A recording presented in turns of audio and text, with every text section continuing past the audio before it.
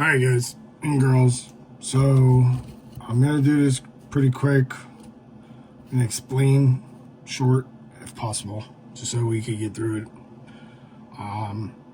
Reason why I use marine grade equipment is because it's made to be around salt, okay? And we use SH, which is salt.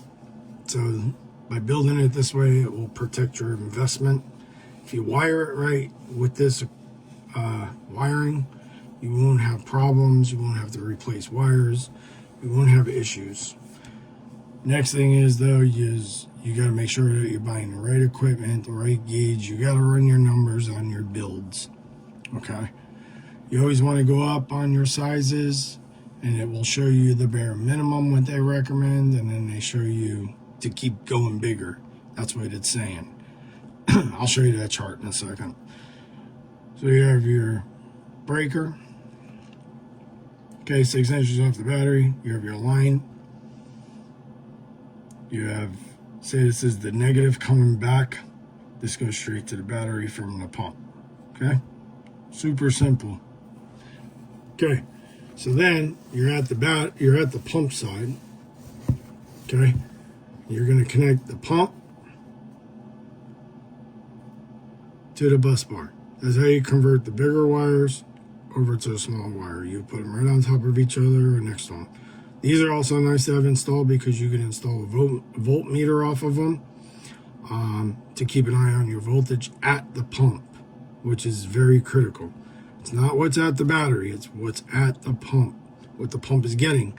This is where you could tell if the wires are too thin, if you're creating a lot of heat. But I'll show you the chart in a second, but I want to go over this part. So that's how you connect that.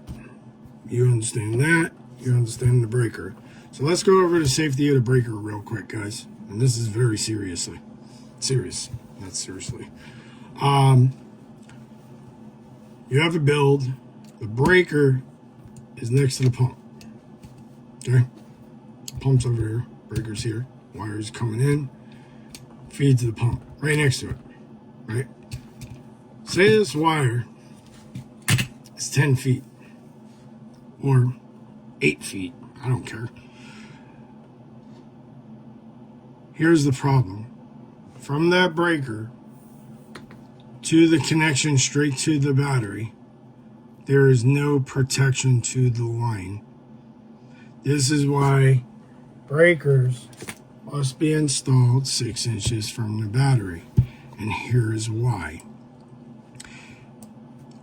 If you don't install it 6 inches off the battery and you install it all the way over there by the pump, if this wire, if you got into an accident, or if say something shifted and your lines got pinched, okay,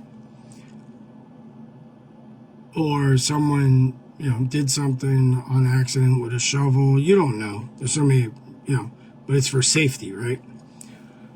So if this wire would got pinched down by the battery, this was grounding out, this wire is getting so hot. This is how fires start, because there's no protection down by the battery. If there was a breaker down by the battery versus this going on fire and melting, because the breaker is doing you no good all the way up here, right? It's not going to do anything to kill the source from the battery. So that's the reason why the breaker must be 6 inches off the battery.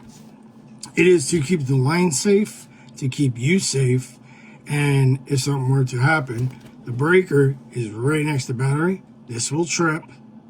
You will not burn down your whole entire system like what I've seen. So that's why the fuse placement of 6 inches is very important. If you use too thin of wire and you have this breaker all the way up here, do me a favor, feel these wires. If this wire were to melt, say you have too thin a wire and you have your breaker all the way up there, and these wires would melt.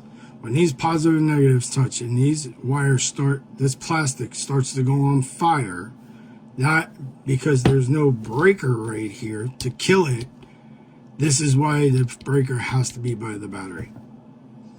So that's the safety there. Another thing, when you're building, okay, your voltage drops, you have the voltage drop, read out the battery, read after your breaker, after your switch, just write them down, and then at the pump. When you pull the gun while it's running, when it's charging up, just before it shuts off, what's the lowest number? If it's under 12, you need more batteries, or the wire is too small, or the switch is too small. Why I like the Marine battery, the Marine switch for like 13 bucks, it's 455 amps. I have it on my website under the tools. Another thing is, a lot of guys build systems and they're not pressure testing them. When you don't pressure test them, you are blind. You don't know what your system is doing, okay? It's just like if you install the wrong breaker and when you're reading this, you're getting a major voltage drop right here. That means this breaker is probably too small and it can't give you what you need. That's just food for thought on there.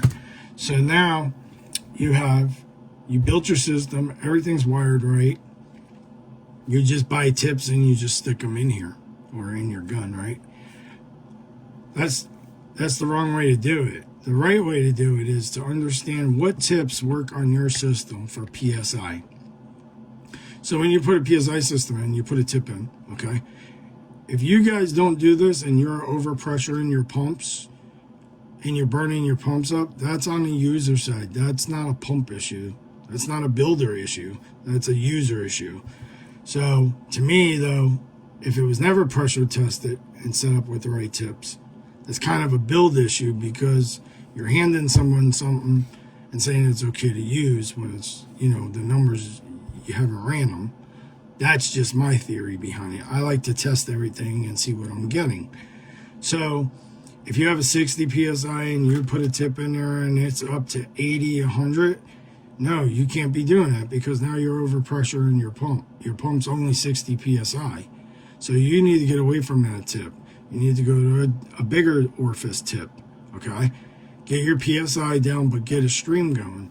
Now, a lot of guys use the 2540, 0040, depending on if it's a 5 or a 7, you could use a 0030. For me, on the 7 gallons on windy days, even on my 5 gallon, I like to use a 2550 because it cuts back on the pressure and it puts more of a flood coat. So then you don't have so much overmist, you know what I mean? Same as some of these tips. I don't like them because they blow overspray all over the place.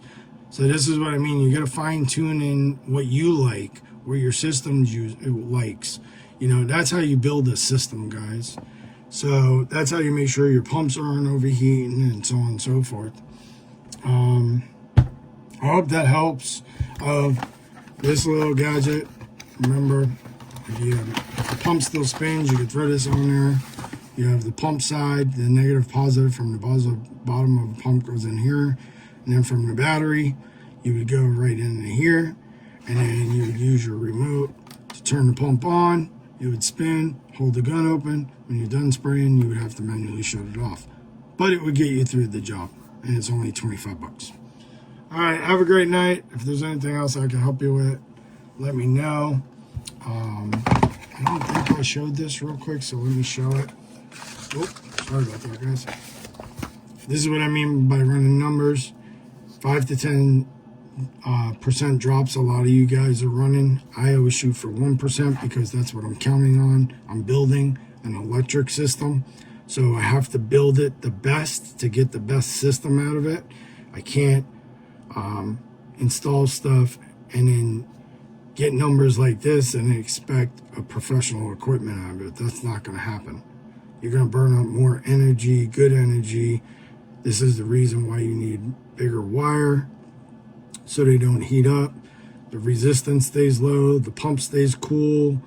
The pump gets what it needs.